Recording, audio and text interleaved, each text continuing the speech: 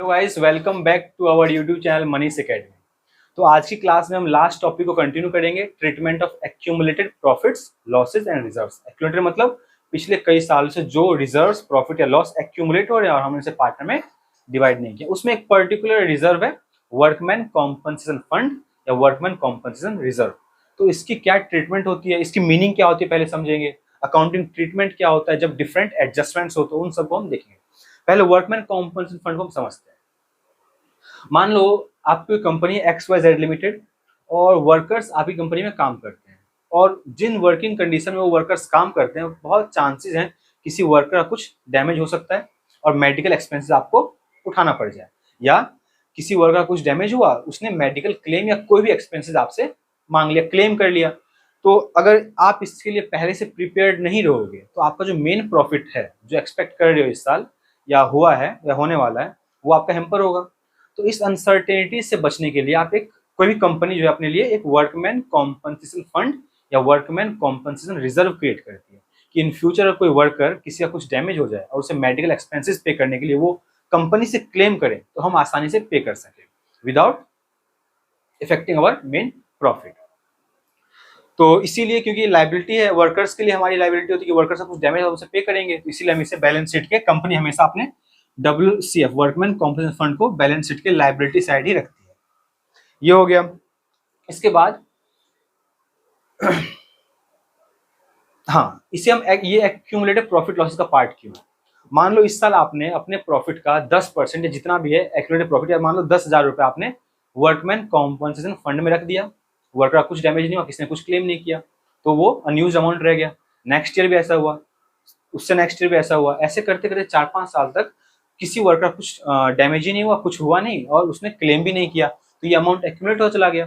तो क्या हुआ, ये जो रिजर्व आप क्रिएट करे तो वो एक्यूमुलेट हो गया। इसीलिए इस टॉपिक को हम किसके अंदर पढ़ते हैं, accumulated profits, losses and reserves. और इस तरीके से 4-5 सालों से क्योंकि ये अमाउंट अनयूज रह गया तो आपने इसे क्या किया, एक्यूमुलेट हो गया, जमा होता चला गया और 60,000 बन गया ये। तो अब देखते हैं कि कुछ एडजस्टमेंट्स होती हैं वो कैसे आती है। फर्स्ट केस समझते हैं कि आपने इस साल आपकी कंपनी में चेंज इन PSR का टॉपिक कर रहे हैं कि मान लो प्रॉफिट से चेंज हो गया तो आपको डिवाइड करना पड़ेगा और आपके बैलेंस शीट में WCF का अमाउंट पहले से है। तो फर्स्ट एडजस्टमेंट हो सकता है व्हेन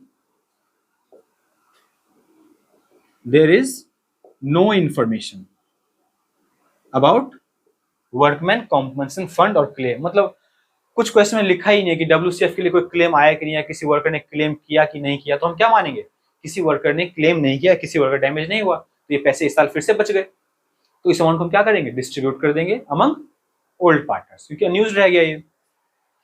तो जब कोई भी इंफॉर्मेशन ना हो WCF से रिलेटेड, तो इस केस में हम क्या करते हैं, इस अमाउंट को, WCF के अमाउंट को वर्कर्स में डिवाइड कर देते हैं, सॉरी पार्टनर्स में डिवाइड कर देते हैं इन ओल्ड रेशियो। मान लेते हैं 3 पार्टनर थे ABC, 3:2:1 रेशियो है। तो आप क्या करोगे, ये ध्यान रखें जब भी WCF का अमाउंट हो, क्लेम हो या ना हो, नेक्स्ट केस हम क्लेम वाले करेंगे, तो आप WCF अमाउंट को पहले डेबिट ही करोगे, workman compensation fund account debit, क्योंकि इस अमाउंट को हम पार्टनर्स में डिवाइड करेंगे। अगर पार्टनर्स में हम डिवाइड करेंगे तो बेसिक रूल है कि पार्टनर्स में अगर डिवाइड करें तो इससे पार्टनर कैपिटल फर्म में बढ़ेगा, और कोई भी चीज जिससे पार्टनर कैपिटल बढ़े उस केस में हम पार्टनर कैपिटल अकाउंट को करते हैं क्रेडिट। तो हम 2A's capital account, 2B's capital account, 2C's capital account, और जो अमाउंट 60,000 है उसको हम डिवाइड कर देंगे किस में, in the ratio 3:2:1, 3:2:1 old ratio में। ऑब्वियसली बताया था पहले कि accumulated profit losses and reserve, सिर्फ WCF नहीं, कोई भी रिजर्व हो, जनरल रिजर्व या कुछ भी हो, उसको हम ओल्ड रेशियो में डिवाइड करते हैं। तो क्योंकि अनयूज रहेगा, कोई क्लेम नहीं आया, तो पूरे 60,000 आप अपने पार्टनर से बांट दोगे, तो 30 मिलेगा, एक को 20,000, एक को 10,000। तुम्हारा WCF का अमाउंट पूरा का पूरा बच गया था, क्योंकि कोई क्लेम किया नहीं वर्कर ने। क्यों, क्योंकि इन्फॉर्मेशन नहीं, तो बाय डिफॉल्ट मानेंगे किसी वर्कर कुछ डैमेज नहीं और किसी ने कुछ क्लेम भी नहीं किया, और उन पैसे को हम वर्कर से, सॉरी पार्टनर से बांट देंगे in the old ratio. Second case क्या हो सकता है, मान लेते हैं किसी वर्कर का कुछ डैमेज हो गया एंड एग्जांपल लेते हैं क्लेम जो वर्कर ने किया वो 24,000 का कर लिया। When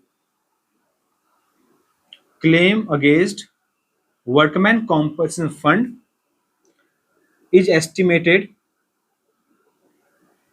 to be 24,000 by worker.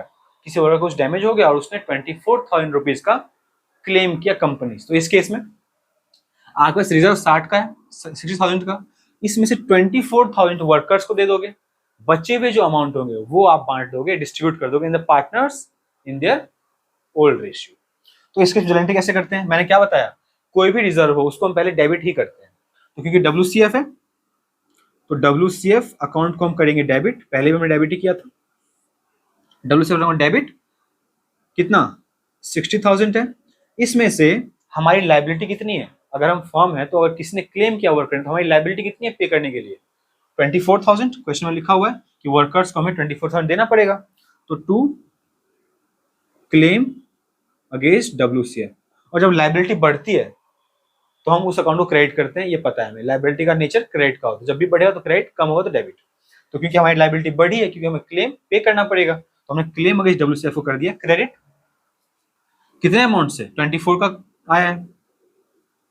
अगर आप देखो तो 60,000 WCF का अमाउंट था, 24 आपने वर्कर को दे दिया, इसके बावजूद भी कुछ पैसे बच रहे हैं, वो कितना 36,000। तो वो होगा पार्टनर्स का। तो हम पार्टनर से बांट देंगे to A's capital account, to B's capital account, to C's capital account. कितना अमाउंट, 60 में से 60,000 में से 24 लेस करो जो वर्कर को देंगे, उसका कितना बच जाएगा इसमें 36,000। तो 36,000 जो अमाउंट है उसको 3:2:1 में पार्टनर्स में डिस्ट्रीब्यूट कर दोगे, A, B और C में। हमने पार्टनर्स कैपिटल क्रेडिट क्यों किया, क्योंकि जब अमाउंट देंगे पार्टनर्स को तो उससे पार्टनर कैपिटल बढ़ेगा फर्म में, और जब भी कैपिटल का नेचर क्रेडिट होता है, जब भी बढ़ेगा तो कैपिटल हम क्रेडिट कर देंगे, तो क्रेडिट ही किया हमने। ये हो गया सेकेंड केस। अब WCF में हम समझते हैं थर्ड केस। अच्छा, तो थर्ड केस क्या हो सकता है, मान लेते हैं कि वर्कर्स का कुछ डैमेज हुआ और claim against WCF is estimated to be rupees 60,000। मतलब जितना आपने WCF workman compensation fund create किया था, वर्कर्स ने उतना क्लेम कर लिया। मतलब इस केस में आपके पास बिल्कुल भी पैसा नहीं बचा जो आप वर्कर्स में, सॉरी पार्टनर्स में डिस्ट्रीब्यूट करोगे। 12 वर्कर बोल रहा हूँ, जो अमाउंट बचता है उनसे पार्टनर्स में डिस्ट्रीब्यूट करते हैं। इस केस में हम क्या करेंगे, एज यूजुअल हम हमेशा WCF को डेबिट ही करेंगे किसी भी केसेस में। जब कोई इंफॉर्मेशन नहीं था, जब क्लेम था और जब क्लेम यहाँ पे इक्वल, सब में ध्यान रखो कि हम WCF को हम वर्कमैन कॉम्पनसेशन फंड को अकाउंट को हम डेबिट ही करेंगे। कितने अमाउंट, जितना दिया हुआ है 60,000, और क्योंकि हमारा क्लेम भी इतना ही है तो टू क्लेम अगेंस्ट WCF कितना 60,000। मतलब रिजर्व भी आपके पास 60 का था, क्लेम भी वर्कर से 60 का कर लिया, कुछ पैसे बचे नहीं वर्कर्स पार्टनर्स को देने के लिए। ठीक है, तो इस केस में पार्टनर्स के लिए कोई पैसा नहीं बचा। फोर्थ केस समझते हैं। फोर्थ कंडीशन या फोर्थ एडजस्टमेंट क्या आ सकता है, वर्कमैन कॉम्पनसेशन फंड से रिलेटेड। ये कैसे होगा, मान लेते हैं WCF या claim against WCF by worker is estimated to be rupees 75,000। मतलब यहां देखो, इसमें इंपॉर्टेंट क्या है कि आपका जो रिजर्व है, एज अ कंपनी आपके पास जो रिजर्व क्रिएट किया है 60,000 तक का ही किया है, कि अगर 60 तक का अगर कोई वर्कर क्लेम करता हम आसानी से पे कर सकते हैं, लेकिन वर्कर ने 75,000, मतलब आपने जितना पैसा आपके पास है रिजर्व में उससे ज्यादा क्लेम किया है। तो इस केस में आपको 15,000 डिफरेंस अमाउंट, मतलब 15,000 ज्यादा है तो 15,000 आपको लाना पड़ेगा। और जो एक्स्ट्रा अमाउंट हम लाते हैं पार्टनर को देने के लिए, इस केस में हम ओपन करते हैं रिवैल्यूएशन अकाउंट। देखते हैं कैसे, सिंपल वही, पहले हम तो WCF अकाउंट को डेबिट ही करेंगे, अमाउंट ज्यादा हो कम हो, क्लेम ज्यादा हो कम हो, फर्क नहीं पड़ता। WCF अमाउंट को हम 60,000 से डेबिट ही करेंगे, डेबिट 60,000। अब देखो वर्कर्स ने क्लेम कितना किया वो लिख लेते हैं पहले, टू क्लेम अगेंस्ट WCF कितना है 75,000। अब देखो यहाँ पे क्रेडिट 75 है, है अगर सिर्फ 60,000, तो जो 15,000 रुपये वो एक्स्ट्रा है, वो आपको लाना पड़ेगा फॉर्म में एक्स्ट्रा वर्कर्स को देने के लिए। तो वो जो 15,000 अमाउंट है बैलेंसिंग फिगर, वो आप कहाँ से लेके आओगे? बाय ओपनिंग रिवैल्यूएशन अकाउंट, जिसको आप डेबिट करोगे 15,000, रिवैल्यूएशन में डेबिट किया 15,000 से। अब देखो जरा, आपने रिजर्व तो सिर्फ 60 का क्रिएट किया था और वर्कर्स ने क्लेम 75 का किया, तो अगर एक्स्ट्रा 15,000 अगर लाना पड़ रहा है आपको, तो कहाँ से लेके आओगे? ऑब्वियसली पार्टनर से लेके आएंगे, पार्टनर से कॉम्पनसेट करेंगे एक्स्ट्रा अमाउंट। तो इस केस में पार्टनर्स को क्या करना पड़ेगा? एक्स्ट्रा अमाउंट कॉम्पनसेट करना पड़ेगा toward the claim that workers demanded.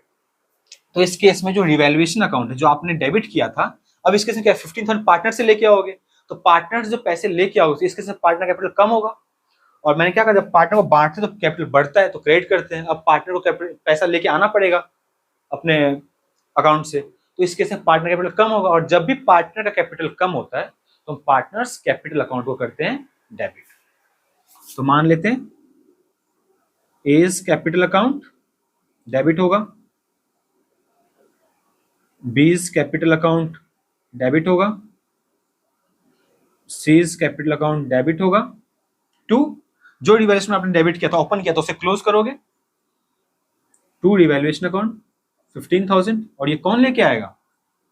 15,000 partner A B C अपने पुराने रेशियो में 3:2:1 में कॉम्पनसेट करेंगे।